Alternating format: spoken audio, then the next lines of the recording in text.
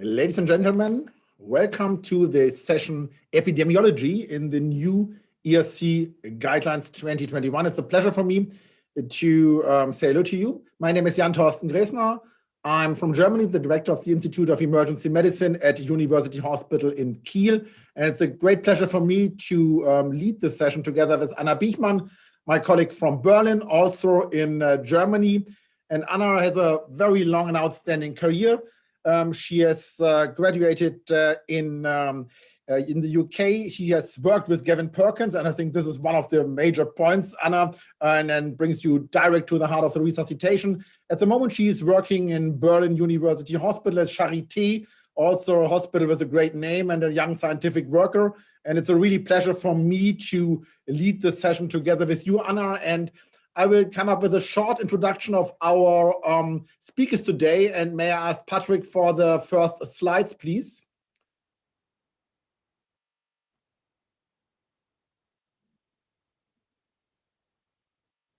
Yeah, great. So why do we need an epidemiology chapter in the new guidelines? So the new guidelines are pretty new. You maybe saw one of them on some of the chapters today. Next slide, please. And if you ask about epidemiology, my conflict of interest, sorry, okay.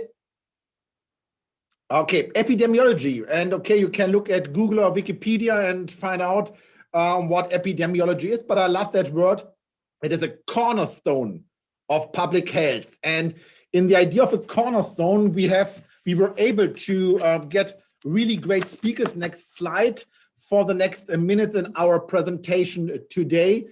And next to me and Anna, you can see Leo Bossart, you can see Ingrid Jameland, Jan Venent, and Siwan Masterson. And I'm really, really happy to directly start with the first speaker and to introduce, next slide, please, to introduce Leo Bossart. But it's not easy to introduce you, Leo. You are one of the giants of resuscitation. You are the father and grandfather of the ERC. You founded the ERC. You were one of the founders of Eureka network. So I think there will be no one better for us, and it's honored us much. And we are really, really happy that you're with us, that you will start with the first presentation about strategy to improve our performance. And Eureka, one of your babies, you have created that idea. And yeah, Leo, it is a really great pleasure to stand here, introduce you as a speaker, and we are really, really happy to listen to your presentation. So Leo Bossart, now for you about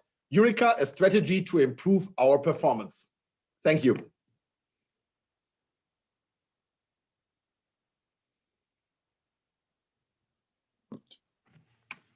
Yes. Can I go ahead? Yes. Okay. Good afternoon to all of you, and good afternoon to all more than 3,000 participants. Thank you, dear Chairman. Thank you for inviting me, and thank you for your kind introduction.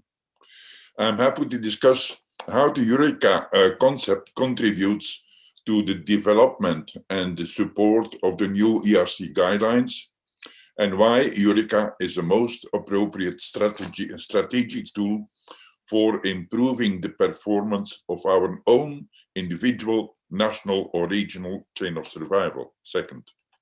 Next. Next slide. I have no personal conflicts to declare, but maybe my personal involvement in the ERC from the very beginning in '88 and in the development of Eureka could be considered as an intellectual conflict for you to judge. Next slide. The formula of survival is based on a solid knowledge of the performance of every link of the chain of survival. Epidemiology provides this knowledge, the knowledge that we need to measure the performance of our individual chain of survival, to compare, to benchmark, and to improve, and improving using the plan, do, check, act quality circle. Europe is a patchwork of nations, legislations, organizations, religions, care systems, and traditions, with a total population of 748 million, or 445 million without the Asian parts of Russia and Turkey. And that is exactly why it is so terribly important for the guidelines to have a reliable knowledge of both the regional national epidemiology and the global European perspective, and to have a good insight into the diversity of the characteristics of the patients, the care processes, the systems, so that we can understand the data that we are collecting. Next, the Eureka concept did not come as a surprise. It was growing in a very fertile soil. And already in the very beginning in 1988, when a wise, bold British authority, together with a young bearded Belgian guy, were conspiring in Brighton and made plans, they emphasized already at that time that uniform registration of cardiac arrest is the way to go. And shortly after, the ERC was born and eventually became that very big family of all NRCs, as you can see on the right side. The ERC family became international by contributing in the founding of the ILCOR framework, and where I very well recommended one of the initial words, if the science is the same, why don't we teach the same? The blueprint for the uniform registration of cardiac arrest was already prepared in '91 and was published in Resuscitation as the result of a multidisciplinary collaboration with Herman de Loos as the first lead author. This concept was later consolidated in the uniform Utstein style for reporting on out and in hospital cardiac arrest, and this Utstein nomenclature is now accepted as the standard language for cardiac arrest research throughout the world. And this way, the small ERC family continued growing into a family of all 33 NRCs with international presence in the ILCOR and in the Utstein families. Next slide. In 2007, many very valuable local, regional, and national registries of cardiac arrest were in place in Sweden, Spain, Germany, Belgium, UK, Italy, France, Netherlands, and many more. However, with different approaches, with different methods, and with different data sets. And as a result, all these pieces of the puzzle were not made to fit together and failed to prove and to provide an overall European picture. Therefore, the concept of a European registry of cardiac arrest was introduced to the ERC, and the executive committee of the ERC decided that a European cardiac arrest registry should be in place within 2 years, with the objective of creating a uniform European registry of cardiac arrest named Eureka, based on the existing experiences from member countries. Very ambitious, difficult, but worth trying. And failure was not an option. Next slide.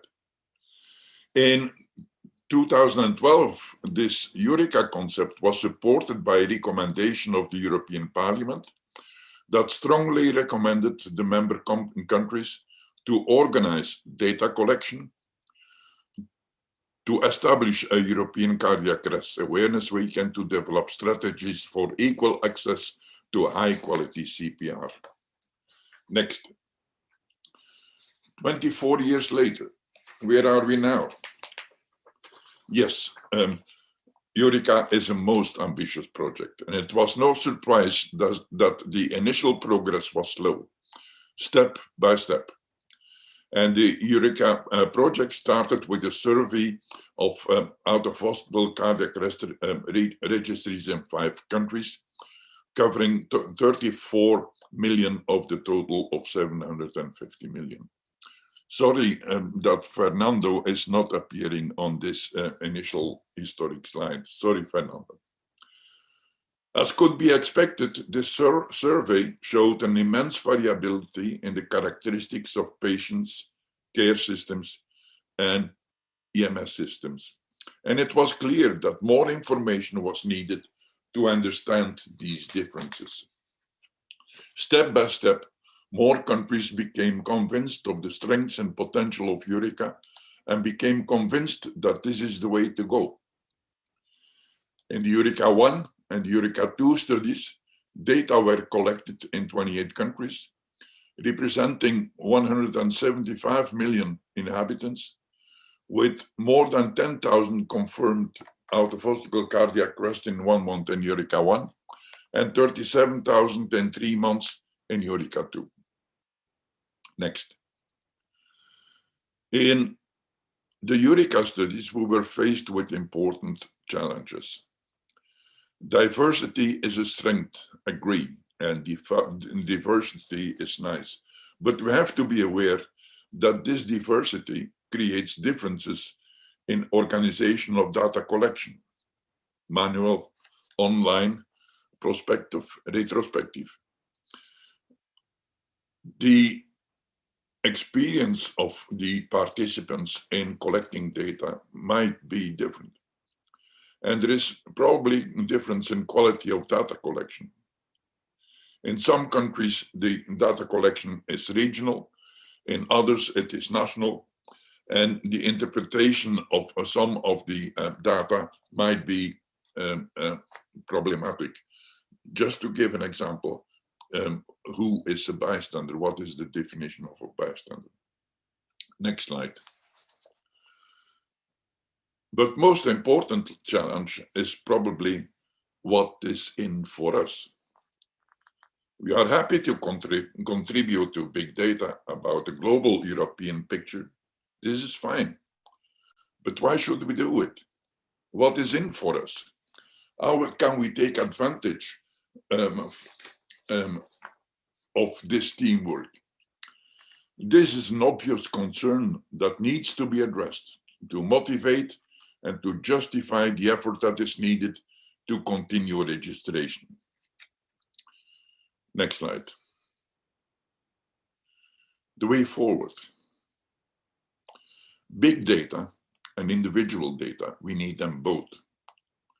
We need an overall picture of the European landscape, but we need also the individual picture, my chain of survival, in order to monitor interventions, understand weak points, benchmark, and in order to learn from others. Next. One other recommendation for the way to go is probably to join forces with our sister societies. European societies for anesthesia, emergency medicine, intensive care, cardiology, and with Red Cross.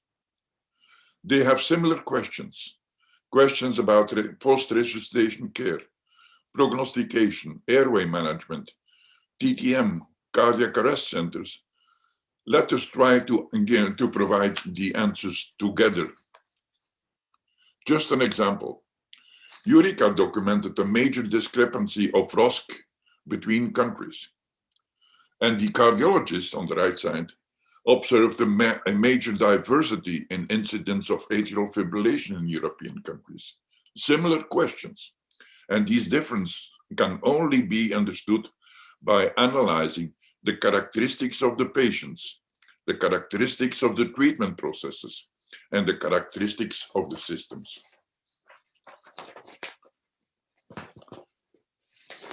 Finally, next slide. In conclusion, dear Chairman, dear all, I am more than happy to fully support the key recommendations that were summarized by our Chairman. Knowing means measuring, and that means organize population-based registration and used the Utstein style. Final slide, and Eureka is an excellent collaboration framework that has the power to feed and support our ERC guidelines. I thank you all for your time and attention, and I wish you a wonderful Congress. Thank you.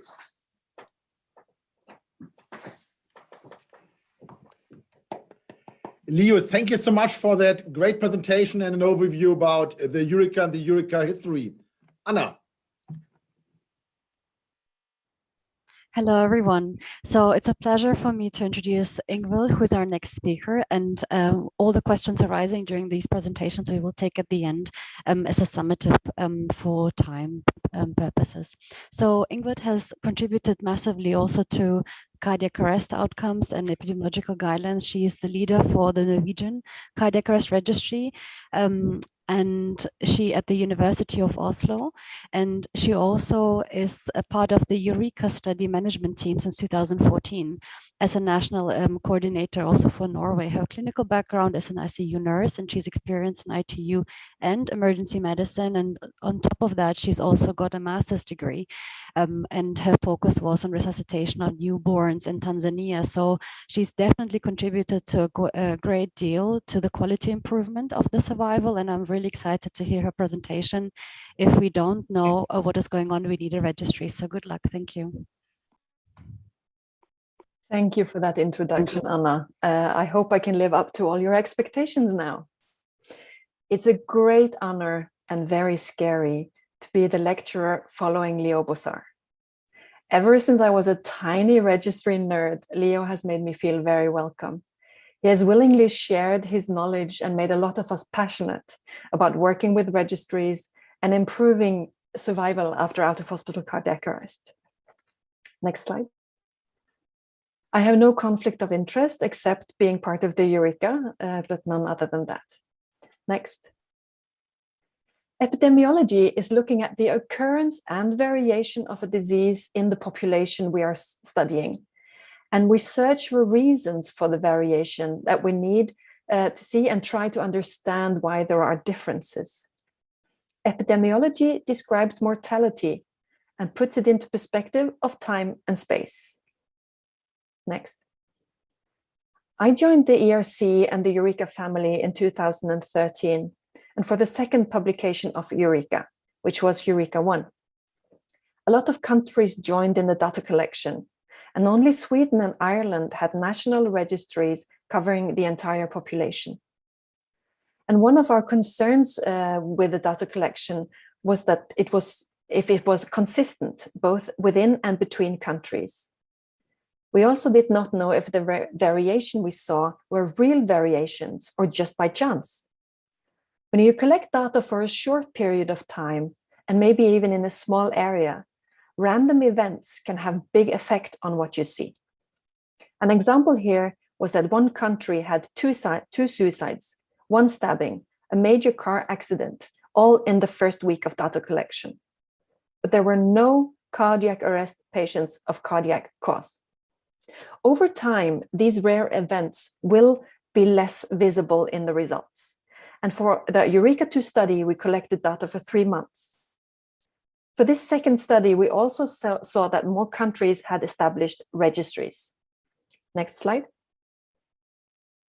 Preparing for the new chapter of epidemiology, we realized that we didn't really know about the current situation in Europe. And we therefore chose to send you a survey asking what's going on in your country right now. We found an increase in the number of registries, and we also found an increase in the coverage for each country. So, do we have good registries if we're covering the entire population? My answer, no. In order to have a registry that truly represents what's going on in your country, you need to know that you're collecting all the cases that fill your inclusion criteria. Next slide. This study from Sweden showed that over 15 years of running, next slide after that. Yes, this one. This is a study from Sweden showing that even after 15 years of running and established registries, there were missing cases. Next. 25% of the cases were not reported prospectively, and quality control is essential if you wish to have a good registry. It's very difficult to control if all patients suffer out-of-hospital cardiac arrest are reported. Traditionally, EMS services in Europe have a paper-based reporting system, and there is no electronically available patient journal to control it against. Implementation of a registry takes time. Next slide. This is reflected in the incidence increasing over time in all registries. Here it is shown in the Norwegian registry. Even if the Norwegian registry is mandatory, it's very difficult to motivate people to report all cases. And there is very little I can do to force EMS personnel to send me the forms. If they don't want to, and they just forget, we miss the cases. As you see from this slide, the yellow line all the way at the bottom, the 30-day survival per 100,000 inhabitants, has been stable throughout the entire period. But the more work we put into finding cases, the more patients are recorded. We also found that having data managers in dispatch centers greatly increased the number of patients reported. This is really good, but we also realized that in Norway, we have quite a lot of patients that get CPR, but when the ambulance arrives, they can't confirm it's a cardiac arrest. We do not know if this is because they never had a cardiac arrest or if they were actually successfully resuscitated before arrival of the MS. If this made you interested in improving your own registries or actually building a registry, we would suggest the following. Next slide. When establishing a registry, it's really important to define the primary aim. This is the most important consideration you do, as it will provide a rational foundation for all other decisions. Depending on your aim, you need to identify relevant rules and regulations. Governance. Identify stakeholders who will support the development and maintenance of your registry. Establish a steering committee comprising of individuals with clinical and research expertise, EMS representative, funders, and please do include a patient representative. It's really, really valuable. Appoint a leader for the registry who's responsible for setting up and the day-to-day management of the registry. Ensure that your registry aim, ethical approval, variable codebook, and data management procedures are fully documented and available for anybody who asks. Funding is often a major barrier when developing a registry.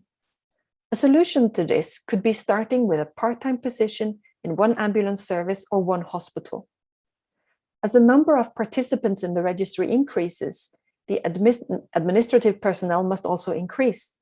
It takes time to establish a registry, but when it's up and running, you need less people to do the day-to-day establishment.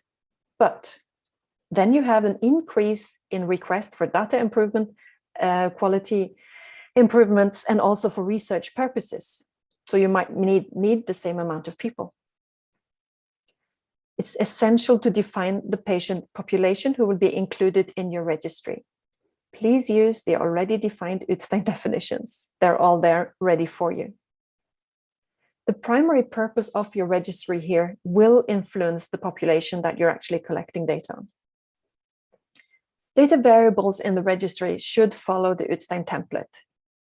Just in case data collection, collecting as much as you can just because it's fun, is time-consuming, ethically questionable, and is likely to breach data protection requirements. Please don't do it. Define if the registry is mandatory, voluntary, or a subscription model. All models have their pros and cons. Just ask anybody on this panel and they'll tell you all about the pros and cons of all their registries. And last but not least, documentation and follow-up.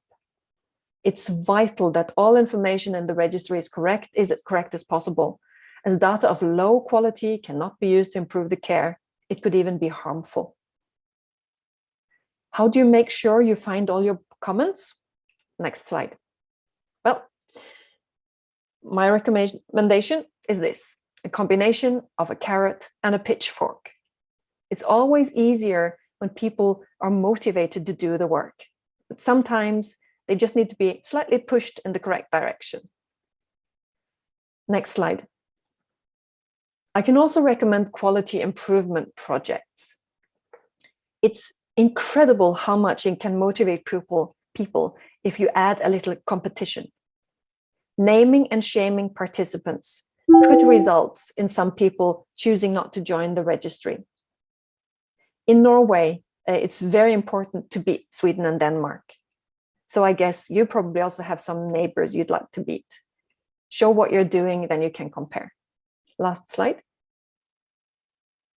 I'd like to invite you all to join this highly motivated, but a little bit crazy family of registry people. Thank you very much.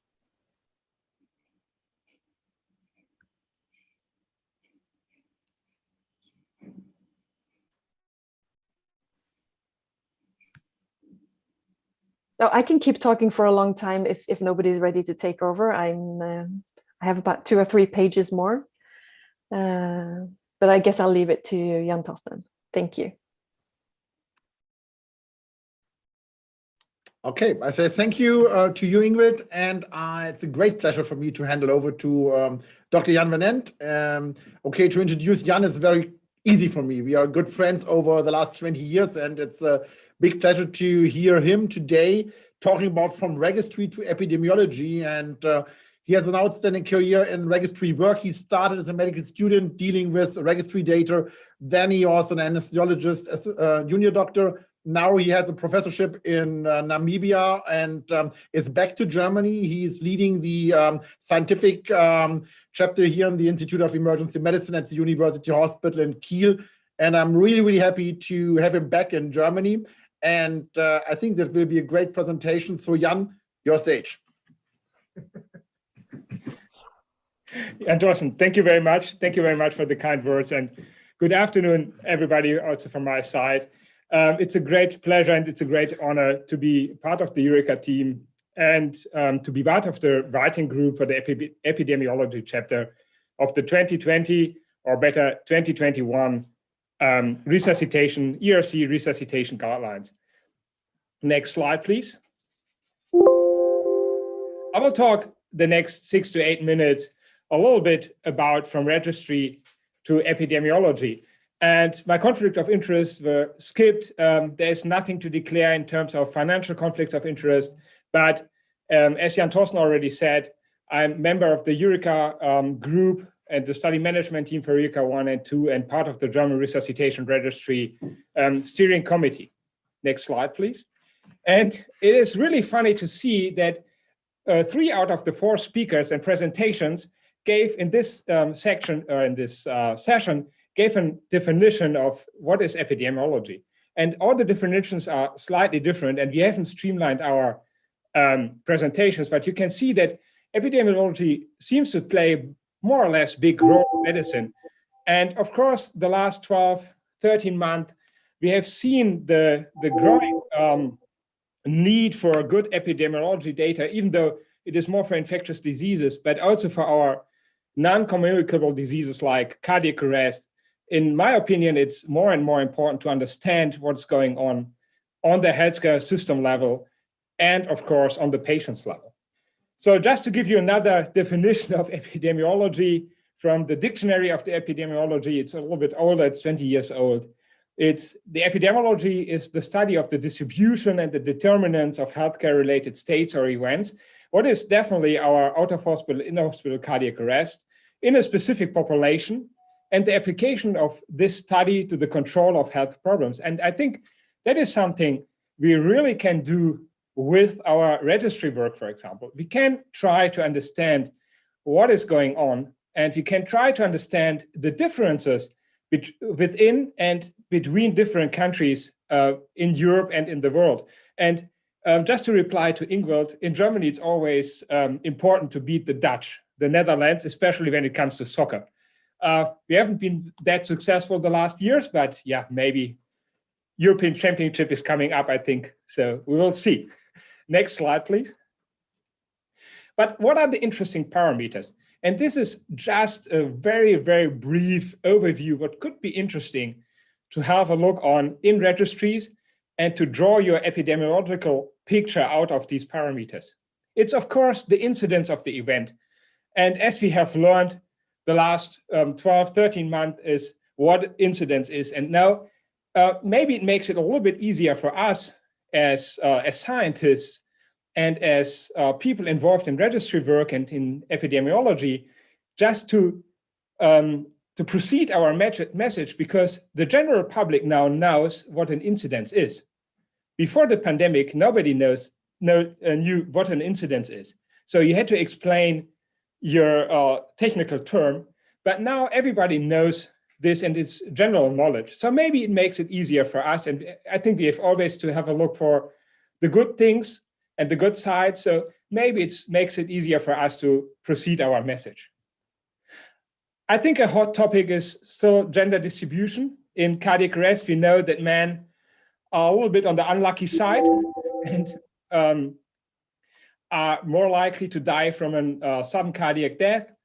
The age distribution is also interesting, and I'm really looking forward to see some studies on out-of-hospital cardiac arrest during the COVID pandemic.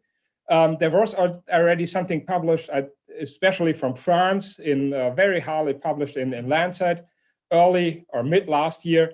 So let's have a look. And this is the next thing from registries to epidemiology. What has changed in the age distribution of our patients we are treating when it comes to out-of-hospital cardiac arrest, and when it comes to in-hospital cardiac arrest as well. Of course, outcome is a big field we want to have a look on.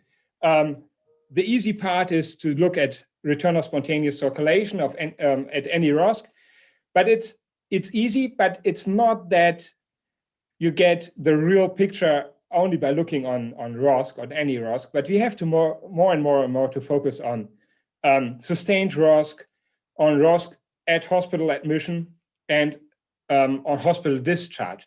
Even though we have seen in the Eureka studies that to define what is ROSC at hospital admission, for example, can be challenging when you are discussing with different healthcare settings. And I know that Anna has studied and worked in UK, for example, and what we found out is that UK has a different definition of hospital admission than Germany has.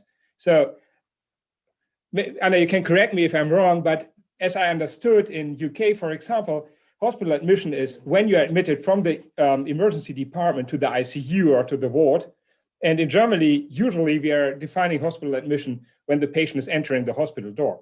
So therefore, in our publications and in our research, we have to focus on these differences as well.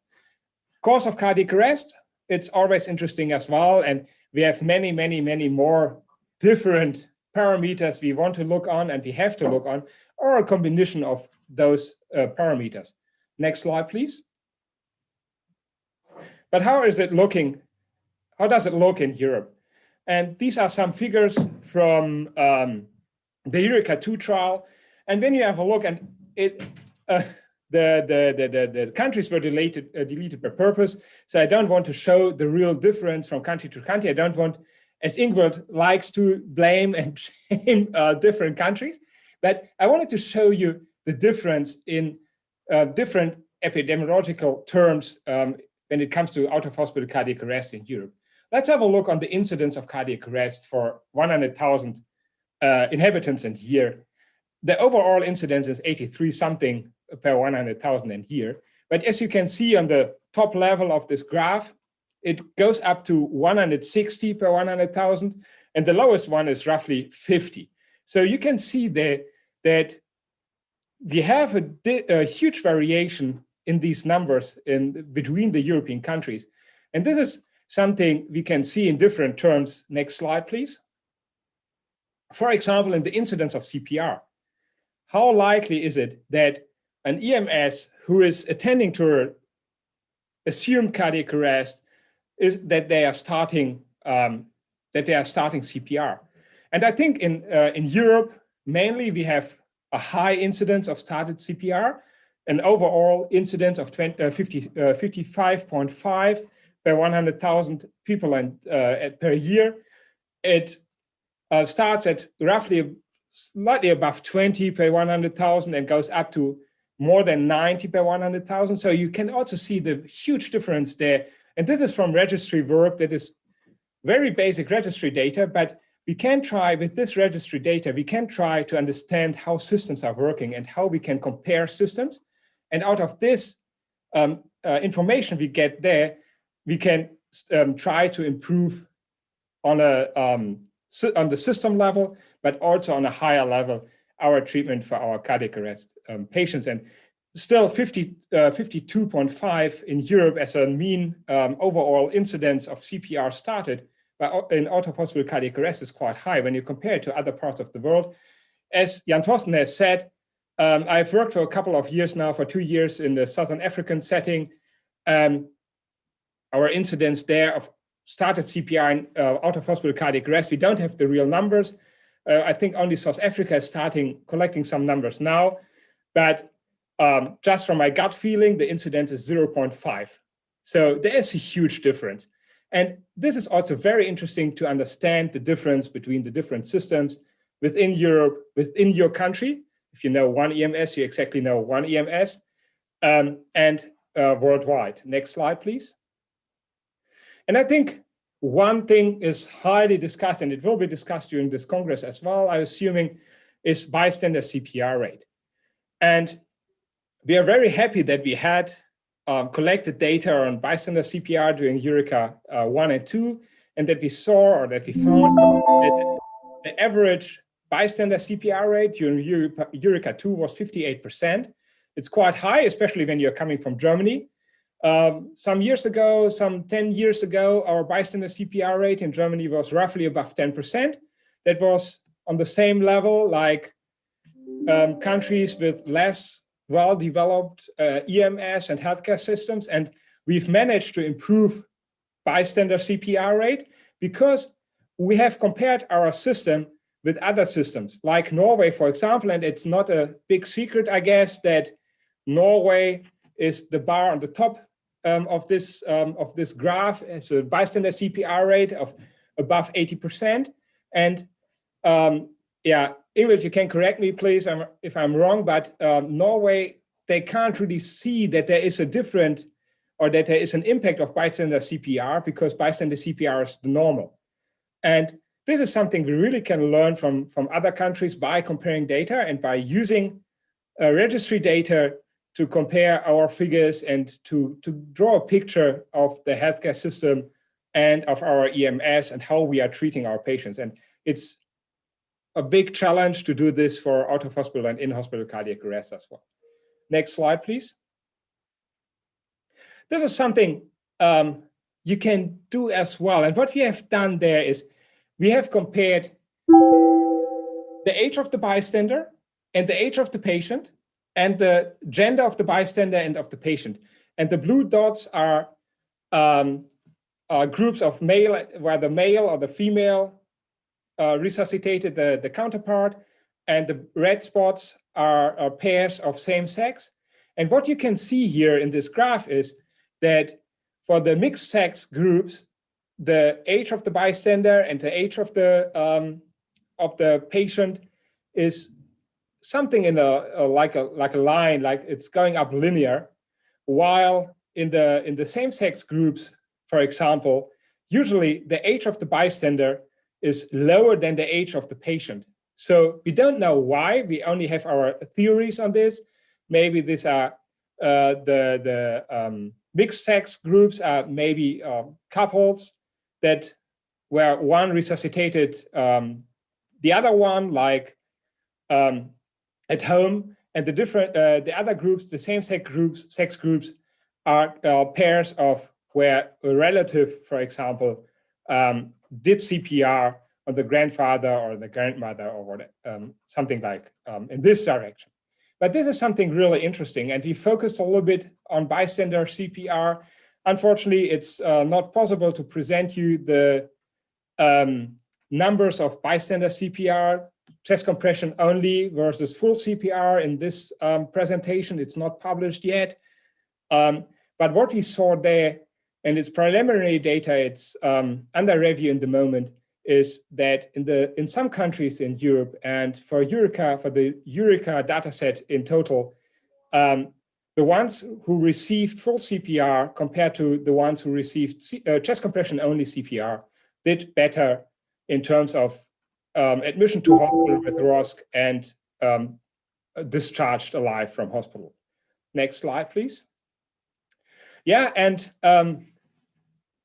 how does it look like in Europe in terms of registries? What you can see in this map here is different colors on different regions and different countries, telling us how they are running their registries. All the dark orange, dark or brown colored countries having registries covering the whole country, and all the more light orange ones like Germany or France or Brussels or Belgium, sorry, they are having registries that are not mandatory and not covering the whole country, and so on and so far. So there are still some white spots here, and there are some gray spots only having regional registries. So there is still a lot of work to do for the Eureka group just to get all those countries within the Eureka registry. Next slide, please.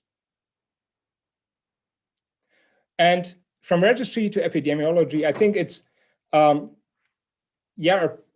perfect, a very good methodology to get our numbers, to get an idea how to improve or what is going on in EMS, what is going on in the healthcare system or setting to improve the chain of survival, started with early recognition and early bystander CPR, going through the whole chain of survivors to strengthen all the different links and ending with hospital discharge. Next slide, please. And to summarize and to wrap up here, just a registry is a tool for data collection, and it gives the opportunity to gather data as a basis for robust epidemiological figures. Thank you very much.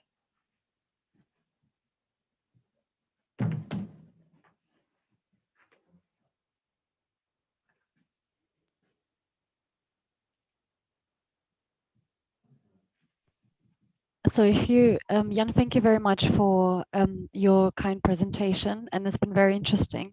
So now we move on from registry to epidemiology to actually the registry move to outcome and also involvement in clinical practice. So Siobhan will share her information and knowledge about this with us, and she's actually the national lead for the clinical strategy and evaluation in the National Ambulance Service. She's also senior lecturer at the university in Ireland and a primary investigator for 2 major research projects in the EMS services. She has also acted since 2007 as the manager of the National Out-of-Hospital Cardiac Arrest Registry and been also in the management team of the Eureka study. So she's very experienced, and she will, as a member of the ERC guidelines writing group this year, she will be sharing her information now. Thank you very much. As a side note, we have polls running with 4424, so you can join the questionnaires, which we will discuss at the end. Good luck. Thank you, Anna. Thank you, Patrick. Good afternoon, everyone. First of all, just to confirm that I have no conflict of interest to declare. Next slide, please, Patrick. And then to introduce my topic, which will be about the subject of outcome recording and cardiac arrest registries, particularly long-term outcomes. I'd like to pay tribute to all my colleagues who were involved in writing the chapter. I'd like to pay particular thanks to Gisela Lilia on expanding my personal education on cardiac arrest outcomes and rehabilitation, and for leading on the long-term outcomes section of the epidemiology chapter. Next slide. First of all, I'll go through a summary of the findings that we had in regard to long-term outcomes.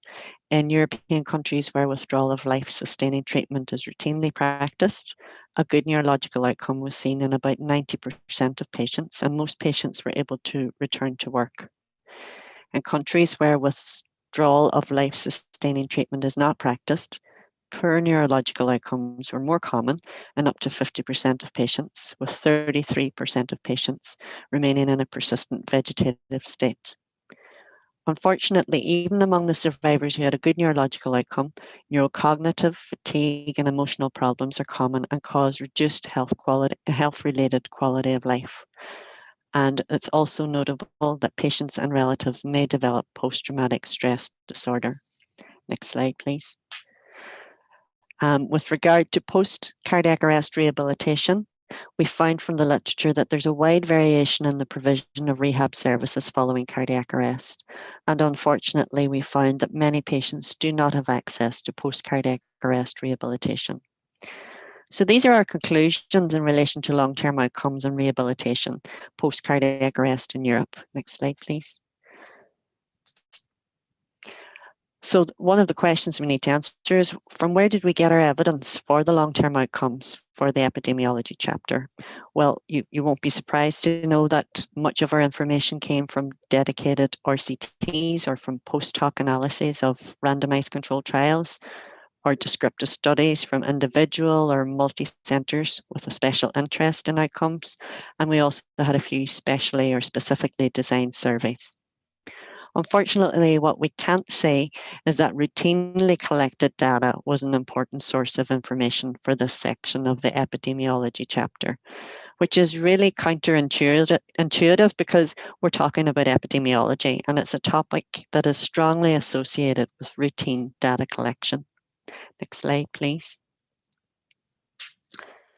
The reality is, when it comes to routine collection of long-term outcome data, it's really starkly demonstrated in the survey that my colleague Ingvild led on, where we surveyed various countries within Europe about their EMS systems.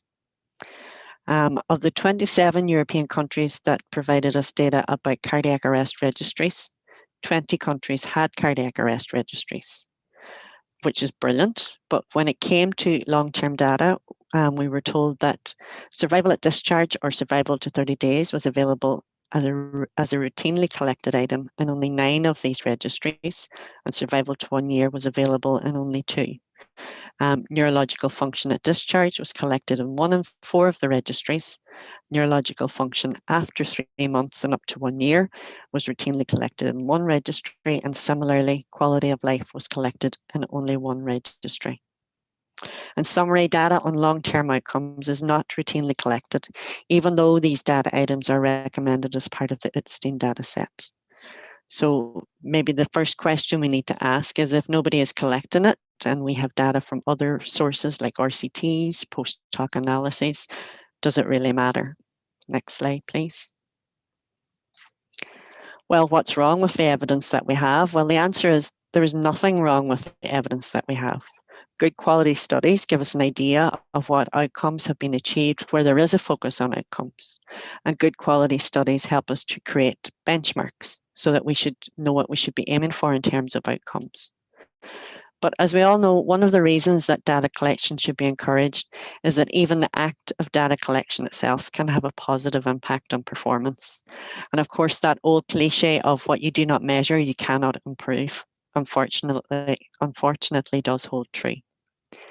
And of course, the major issue is, how generalizable are these studies to the greater survivor population in our countries and jurisdictions?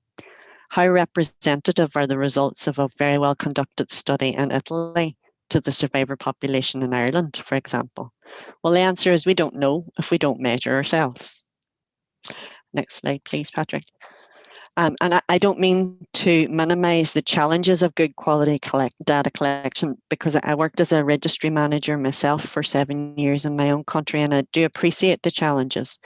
And it's true that ethical and data protection difficulties of collecting outcome data are often the reason that the data is not routinely collected.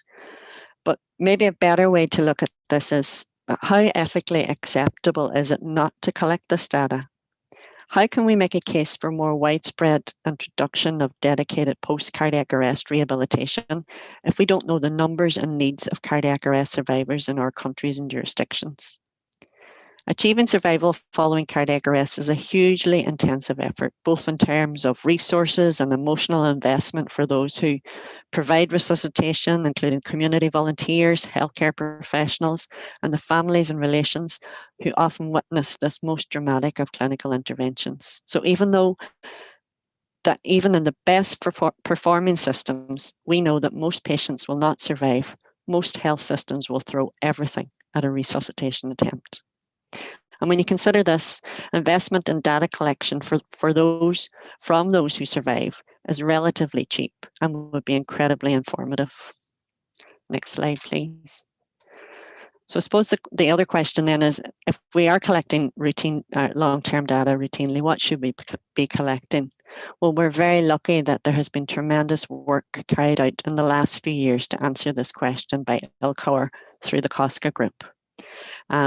This slide gives us the basic requirements that would be recommended if you're carrying out a clinical effectiveness study.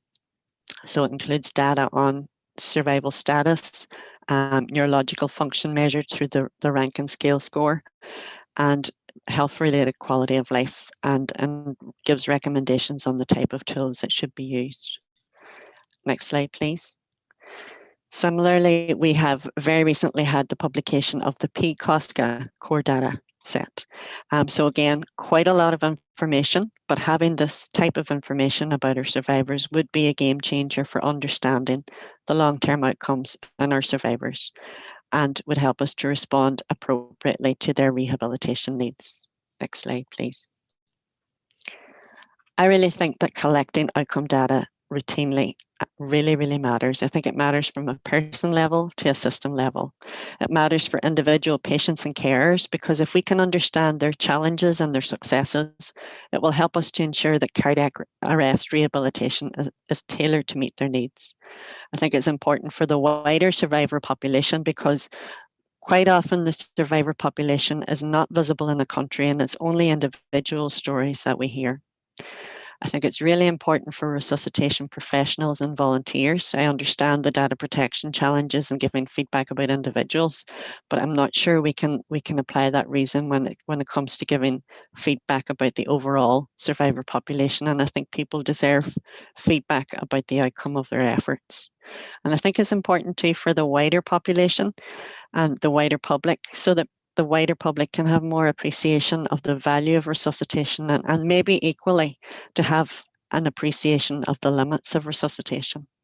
Thank you. Next slide. I'm going to finish with putting a challenge to all of us in Europe.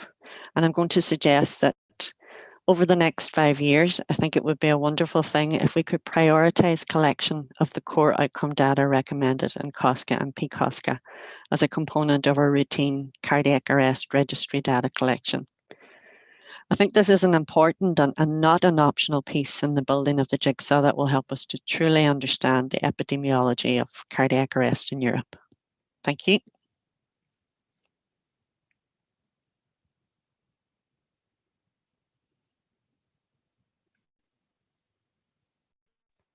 Thank you very much for this brilliant presentation. So before we dive into this the questions which have been popping up in the live poll, I will discuss the live polls which we have had run in the background. So the first one was, do you register your CPR data routinely?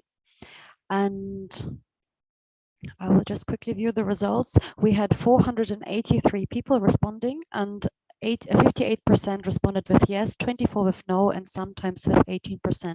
So you have more than half of the people who have taken part actually have a CPR database they routinely update, which is already a very good start, but there's definitely a way to improve this. The second poll has been, do you have a in-hospital cardiac arrest registry?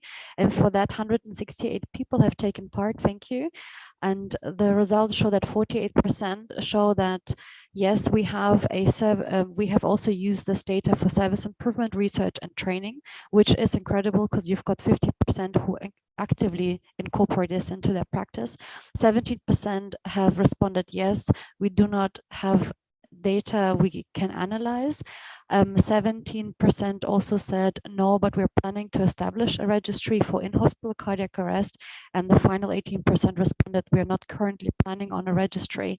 It would be amazing to at least encourage these 18% to restart a registry to measure what we don't know, as the Seattle Resuscitation Academy always preaches. So the next poll has been, the question was, has having a registry changed your clinical practice, which I find really interesting. I'm going to view the results now. 115 people have responded, and 44% of these participants have said yes, indeed, it changes our clinical practice, and 42 have said it's too early to say. 14%, 1/4, have said no, it has not. So hopefully we can also make a difference to those 14%, because I understand that 42 are still cautious with their replies. We have also got the final vote, which I'm going to stop now just so I can analyze the results, which the question says, have you analyzed the impact of COVID-19 on CPR in your local system?